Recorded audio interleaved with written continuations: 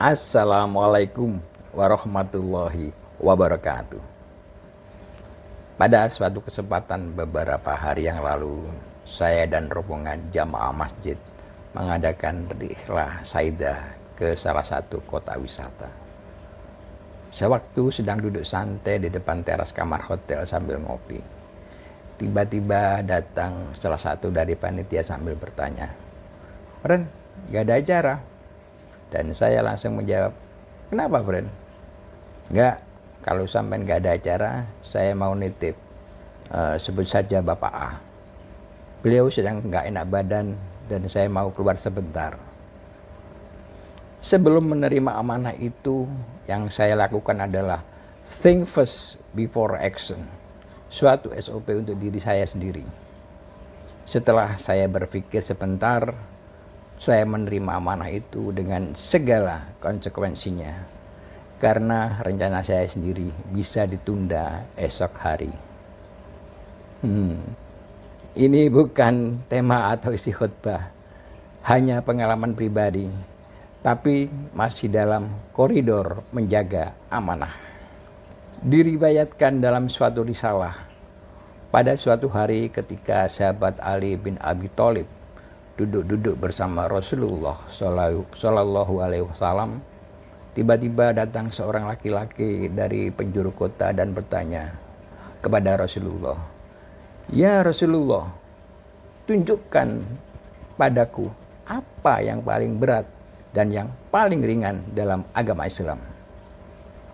Kemudian Rasulullah Shallallahu Alaihi Wasallam berkata, "Yang paling ringan adalah mengucapkan 2 kalimat syahadat, dan yang paling berat adalah memegang amanah. Tidak sempurna iman seseorang kalau tidak bisa menjaga amanah." Amanah adalah kepercayaan yang diberikan atau melekat pada seseorang yang harus dijaga dan ditunaikan dengan baik, yang bisa berupa titipan, tanggung jawab, ataupun kewajiban-kewajiban. Tema khutbah Jumat kali ini adalah amanah ibadah yang paling berat dalam Islam, yang akan dibawakan oleh Al Ustadz Dr. Haji Taufik Rahman MAG. Mari kita simak khutbah Jumat ini selengkapnya. Semoga membawa manfaat dan menambah hasanah ilmu kita. Dengan membagikan channel ini ke grup-grup komunitas, teman atau keluarga, insya Allah menjadi ladang amalan baik yang dirahmati Allah Subhanahu wa Ta'ala. Amin, amin, ya Rabbal Alamin. Wassalamualaikum warahmatullahi wabarakatuh.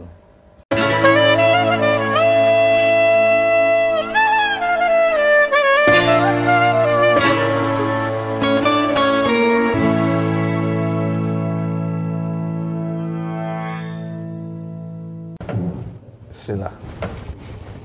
Assalamualaikum warahmatullahi wabarakatuh.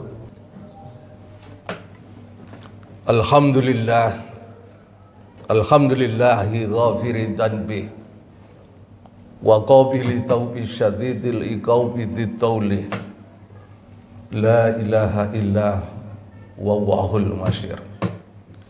Ahmaduhu subhanahu wa ashkuruhu wa as'aluhu taufiqa li aqwamit thariq, arsalahu bil haq basyira wa nadhira baina yaday sa'ah. May yutillah wa rasulah faqad rasyadah, wa may ya'sima fa innahu la yadurru ila nafsahu wa la yadurrullaha syai'an. Asyhadu an la ilaha illallah wa asyhadu anna Muhammadan abduhu wa rasuluhu la nabiyya ba'dah. Allahumma shalli wa sallim ala abdika wa rasulika wa ala alihi wa ashabi wa mawala. Faya ibadallah, usikum wa iyaya bitaqwallah, faqad fazal muttaqun. Faqala Allah ta'ala fil Qur'anil Karim, a'udzu billahi minasyaitonir rajim, bismillahirrahmanirrahim. Ya ayyuhalladzina amanu taqullaha haqqa tuqatih wa la tamutunna illa wa antum muslimun. Faqala Rasulullah sallallahu alaihi wasallam, ittaqillaha haitsuma kunta wa atbi'is sayyi'atal hasanata tamhuha wa khaliqin nas bi khuluqin hasanin. Segala sanjungan, pujian, kenikmatan hanya milik Allah.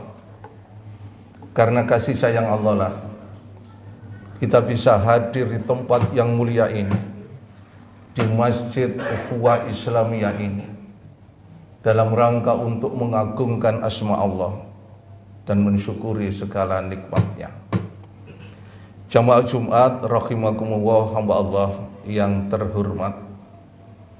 Di awal khutbah Jumat ini, marilah kita berusaha untuk memperbarui sekaligus meningkatkan iman dan takwa kita ke hadrat Allah Subhanahu wa taala. Takwa dalam arti imtitsalul awamir wajtinabun nawahi. Kita gunakan segala nikmat yang diberikan oleh Allah untuk memperbanyak segala bentuk amal kebajikan yang diperintah oleh Allah dan meninggalkan semua larangan yang dilarang oleh Allah dan Rasul-Nya. Takwa inilah modal dasar kita untuk mengarungi kehidupan di dunia menuju di akhirat. Dan takwa inilah modal yang terbaik sebagaimana dinyatakan oleh Allah, wa tazawwadu fa inna khairaz zadi taqwa. Dan berbekalah engkau, sesungguhnya sebaik-baik bekal itu adalah takwa. Dan dengan takwa ini pula lah Allah akan menjanjikan hidup kita akan diberikan hidup yang mulia, baik di dunia sampai di akhirat. Sebagaimana janji Allah, inna akramakum indallahi atqakum. Sesungguhnya orang yang paling mulia di sisi Allah adalah orang yang bertakwa. Nah, insyaallah kita yang hadir di tempat ini, di Masjid Ukhuwah Islamiyah ini, kita mohon pada Allah semoga kita semua senantiasa diberikan ketakwaan oleh Allah kepada diri kita. Amin ya rabbal alamin. Jamaah Jumat rahimakumullah, hamba Allah yang berbahagia. Dikatakan dalam sebuah riwayat, sahabat Ali bin Abi Thalib pernah menceritakan, kunna julusan ma'a Rasulullah SAW. Suatu hari aku sedang duduk bersama dengan Rasulullah beserta dengan sahabat-sahabat yang lain. Fatola alaina, kemudian datang kepada kami rajulun min ahli aliyah. Ada seorang laki-laki datang kepada Rasulullah. Fakola, tidak mengenalkan diri, langsung bertanya kepada Rasulullah, ya Rasulullah, wahai Rasulullah, akhbirni bi asyaddi syai'in fi hadzal din. Tunjukkanlah aku apa yang paling ringan dan yang paling berat di dalam agama Islam.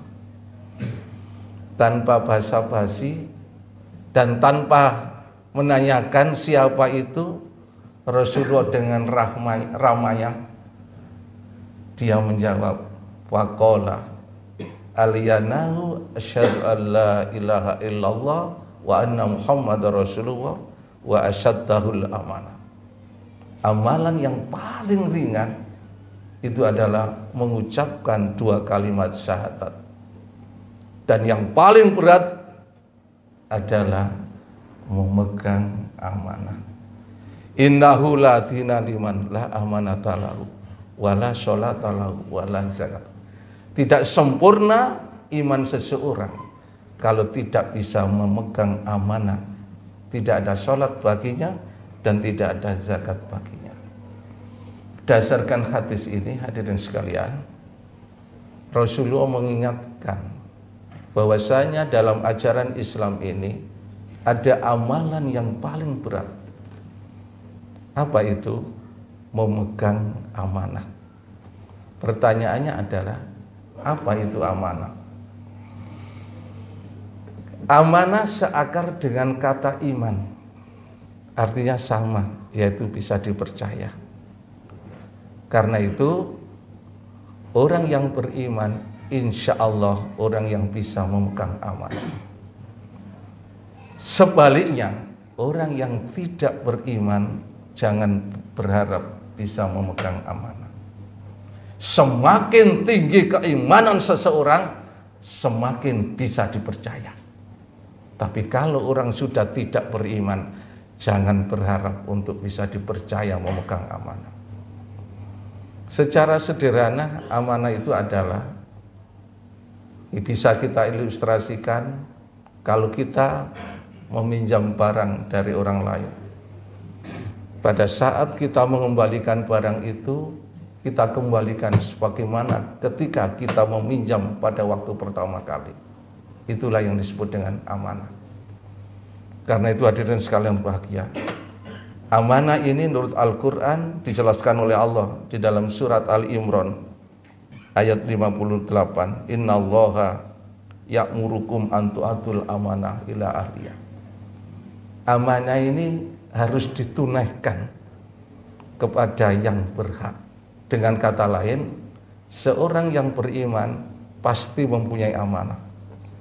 Karena itu banyak amanah yang diberikan oleh Allah dalam kehidupan kita.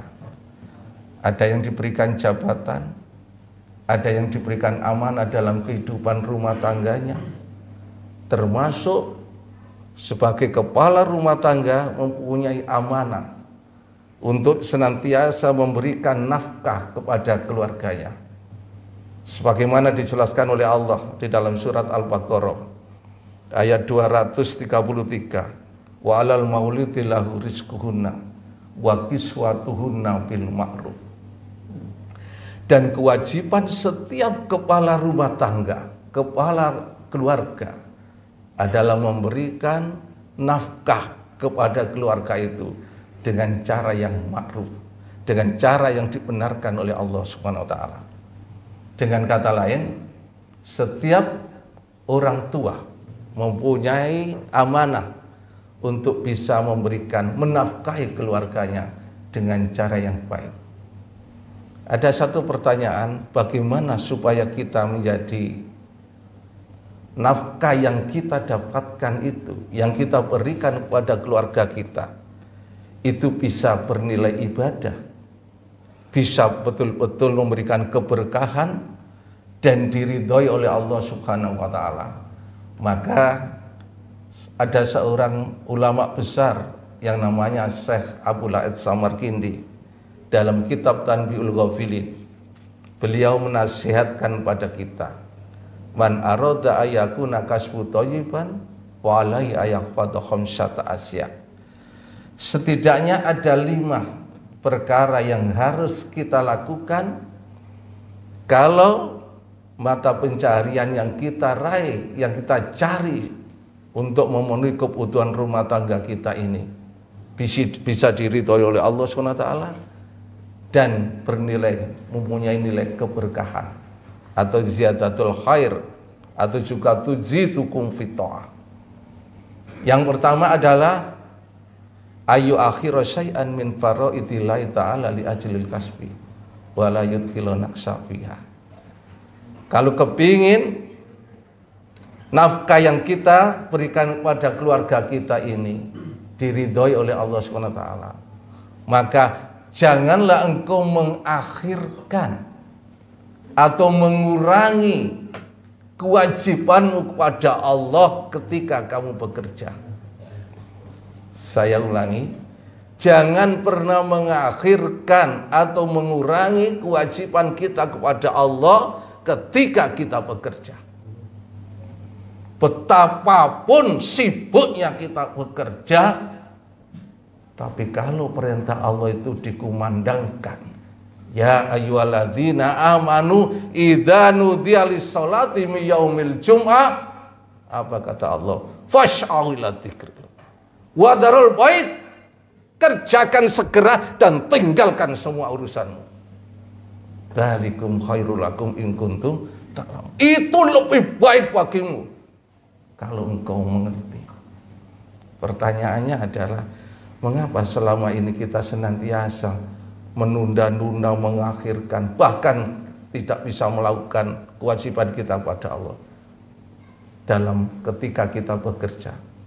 Inilah yang menjadikan rizki yang kita dapatkan itu tidak barokah. Karena apa? Kita terlalu sering menunda-nunda kewajiban kita pada Allah, bahkan mengakhirkan kewajiban kita pada Allah.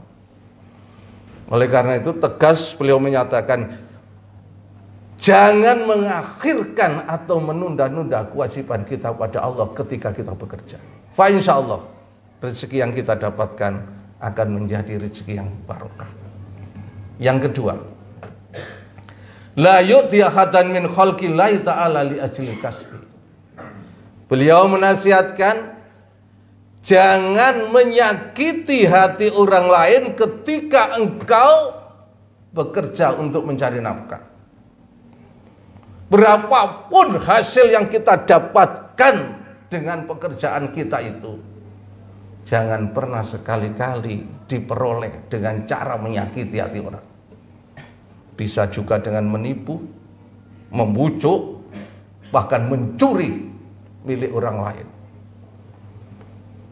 Berapapun besarnya keuntungan yang kita peroleh, kalau kita dapatkan dengan cara menipu orang lain, tidak akan bisa memberikan keberkahan dalam kehidupan kita. Karena itu hadirin sekalian bahagia, sekali lagi beliau menasihatkan pada kita, supaya rezeki yang kita peroleh ini betul-betul bisa barokah, maka jangan engkau dapatkan rezeki itu dengan cara menyakiti hati orang lain. Yang ketiga, ayak sudah bikasbihi istighfaran li nafsihi wala iyalihi wala yaksuta bil jam'a wal kasrata. Kalau kepingin rezeki yang kita dapatkan itu menjadi rezeki yang betul-betul diridhoi oleh Allah SWT, maka jangan engkau jadikan keuntungan atau hasil yang kita dapatkan dari rezeki yang kita peroleh itu untuk memenuhi kebutuhan diri dan keluarga semata. Ada hak orang lain yang harus kita berikan dari rezeki kita. 2,5% dari keuntungan yang kita peroleh hari ini, berikanlah kepada yang berhak menerimanya. Katakanlah hari ini kita dapat keuntungan Rp100.000, maka Rp2.500 harus kita keluarkan, karena itu bukan milik kita, bukan hak kita. Kalau hari ini kita dapat Rp1.000.000, Rp25.000 hendaklah kita berikan pada yang berhak menerima. Fa insyaallah semua rezeki yang kita dapatkan itu, kalau kita gunakan bukan hanya untuk diri dan keluarga, tapi kita berikan pada yang berhak menerima, fa insyaallah rezeki itu betul-betul akan memberikan keberkahan dalam kehidupan kita. Barakallahu li wa lakum fil Qur'anil azim wa nafa'ani wa iyyakum bima fihi innahu was-sami'un alim.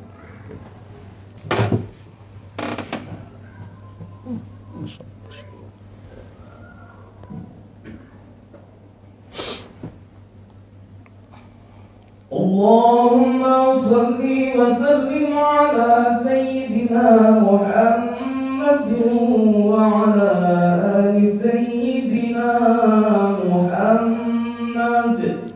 Allahumma salli ala. Alhamdulillah wa syukrillah, la haula wa la quwwata illa billah. Asyhadu an la ilaha illallah wa asyhadu anna Muhammadan abduhu wa rasuluh la nabiyya ba'da. Jamaah Jumat rahimakumullah, hamba Allah yang terhormat. Dalam khutbah yang kedua ini, izinkanlah kami ingin melanjutkan tinggal 2 pesan Abu Laid Samarkindi dalam melaksanakan kita memegang amanah untuk memenuhi kebutuhan rumah tangga agar bisa diridhoi Allah SWT. Sekedar mereview Yang pertama adalah jangan pernah mengakhirkan atau mengurangi kewajiban kita pada Allah. Insya Allah rezeki kita akan barokah. Yang kedua, janganlah engkau dapatkan rezeki dari Allah itu dengan cara menipu, membujuk, menyakiti hati orang lain. Karena itulah yang akan menjadikan ketidakberkahan rezeki kita. Yang ketiga adalah hendaklah kita berikan semua rezeki atau keuntungan yang kita dapatkan itu 2,5% kepada yang berhak menerima. Pak, insya Allah rezeki kita selain akan diberikan keberkahan, insya Allah rezeki kita betul-betul akan bisa menyelamatkan kehidupan kita. Yang keempat, hadirin sekalian berbahagia, an la yazhada nafsahu fil kasbi jiddan. Abu Laid Samarkindi menasihatkan pada kita, janganlah engkau terlalu berlebih-lebihan di dalam bekerja, mencari nafkah. Kita diingatkan oleh Allah dalam surat At-Takasur, alhaakumut takasur hatta zurtumul maqabir. Terlalu berlebih-lebihan terhadap sesuatu, terlalu menyenangi sesuatu, terlalu menginginkan sesuatu, biasanya akan melupakan yang lain, termasuk bisa melupakan Allah.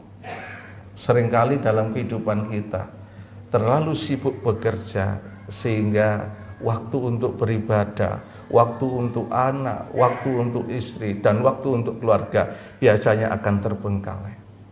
Karena itu beliau menasihatkan supaya rezeki yang kita dapatkan itu betul-betul memberikan keberkahan, maka janganlah engkau terlalu berlebih-lebihan di dalam bekerja, supaya hasil yang kita dapatkan itu betul-betul memberikan keberkahan.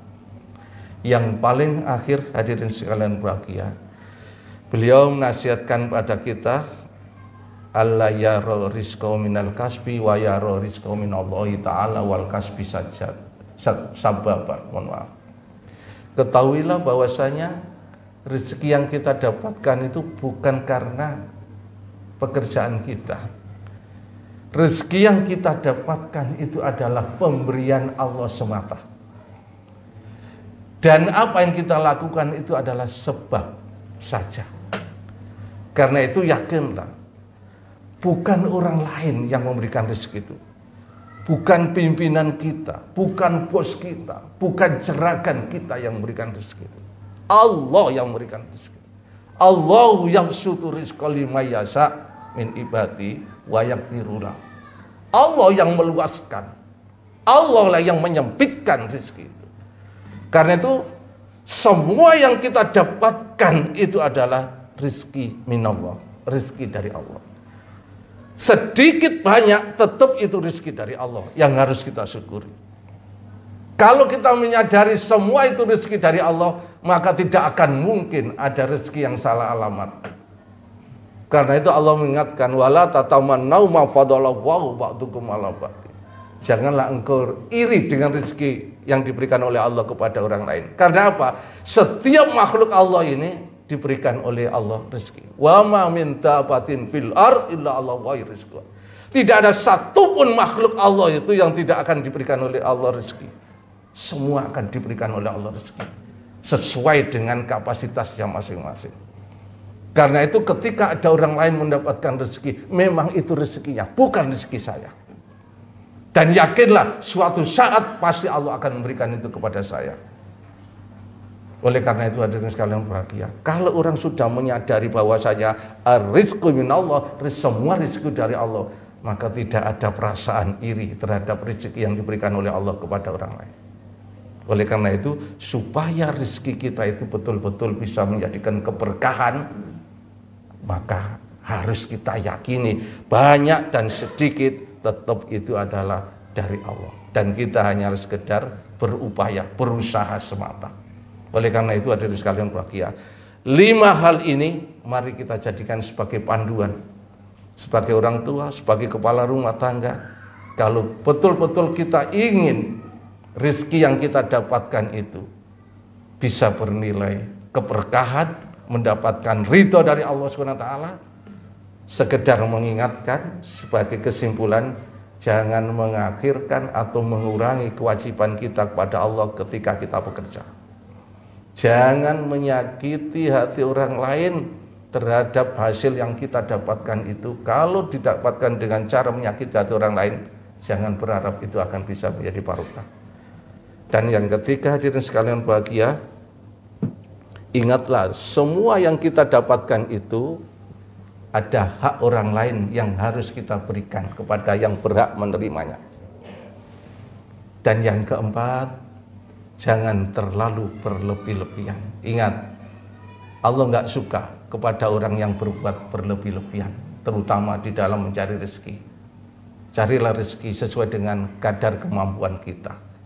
Jangan sampai di luar kemampuan kita. Karena apa? Itu nanti akan menimbulkan efek yang luar biasa.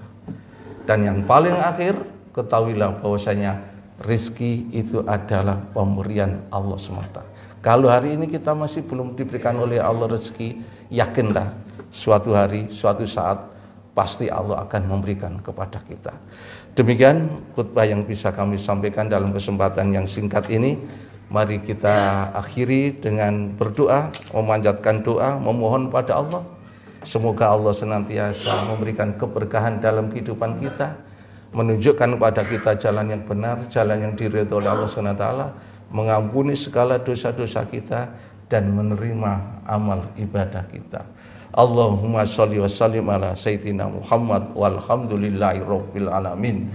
Allahumma ighfir lil mu'minina wal mu'minat wal muslimina wal muslimat al ahya'i minhum wal amwat.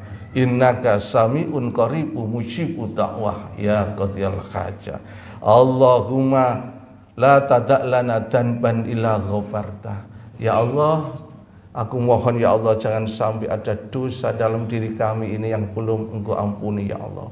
Wala aiban illa satarta. Aku mohon ya Allah, jangan sampai ada aib dalam diri kami ini yang belum Engkau tutupi ya Allah. Wala maridun illa syafaita. Ya Allah, aku mohon ya Allah, jangan sampai ada penyakit dalam diri kami ini yang belum Engkau sembuhkan. Wala hamman illa kharajta. Ya Allah, aku mohon ya Allah, jangan sampai ada kesedihan dalam diri kami ini yang belum Engkau berikan kegembiraan. Wala hajatan min hawaid dunya illa qadaita. Ya Allah, aku mohon ya Allah, jangan sampai ada hajat kami ya Allah, di dunia sampai di akhirat nanti yang belum Engkau penuhi. Penuhi ya Allah, penuhi ya Allah. Rabbana taqabbal minna innaka antas sami'un alim wa tub alaina innaka antat tawwabur rahim. Rabbana atina fid dunya hasanah wa fil akhirati hasanah wa qina adzabannar wa adkhilna jannata ma'al abrar. Ya Aziz, Ya Ghaffar, Ya Rabbal Alamin. Subhana rabbika rabbil izzati amma yasifun wa salamun alal mursalin walhamdulillahi rabbil alamin. Qamis shalah.